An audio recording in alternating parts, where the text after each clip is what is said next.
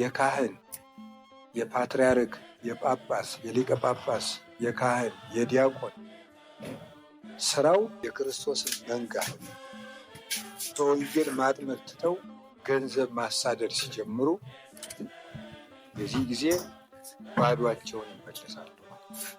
ተናግሮ አለመከበር፣ አለመታፈር፣ በአባትነት ግርማ ሞገስ ተቀባይነት ማጣት፣ ባዶን መመለስ የሚመጣው የክርስቶስን ወንጌል ትቶ ገንዘብ ማሳደድ ሲጀመር።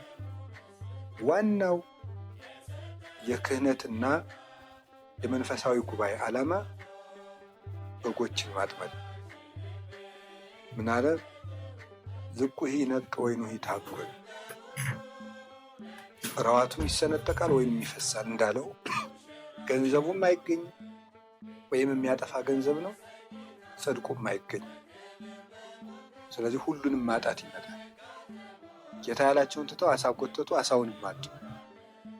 ካህናት፣ ዲያቆናት፣ ጳጳሳት፣ ሊቃነ ጳጳሳት፣ መነኮሳት የተጠሩበትን ዓላማ ትተው ንግድ ሲጀምሩ የማታ ማታ ገንዘቡን የሚያጡታል። ክርስቶስ የመጀመሪያ ስራ ግን ሰው ተኮር እቅድ ማቀድ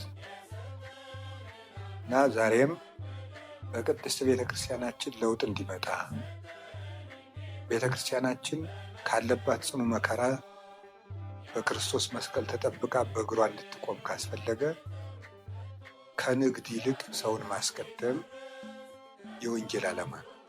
ጌታ እነዚህን አባቶቻችን ሐዋርያትና ያረም ዛሬም መታረም ያለብን ይሄ አብያተ ክርስቲያናት፣ ሰበካ ጉባኤ፣ አድባራት፣ ገዳማት ሁሉ መጀመሪያ ከገንዘብ ይልቅ ሰውን ማጥመድ ላይ ማተኮር አለባቸው።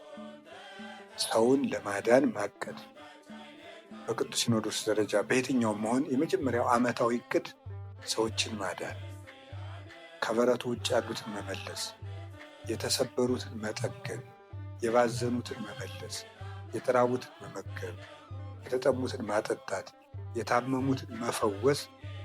ይህ የእረኝነት ስራ ነው። ስለዚህ ጌታ ይህንን ያረመበት በዚህ ሰዓት ማንም የሚተችም የሚተችም የለም። ሁላችንም የምናደርገው ይሄንን እና ጌታችን ኢየሱስ ክርስቶስ ይሄን ያረመው። ዛሬም ቢሆን የእናታችን የቅድስት ቤተክርስቲያን ልዕልና እንዲመለስ ሰው ተኮር እቅድ ማቀድ ከቅዱስ ሲኖዶስ ይጠበቃል።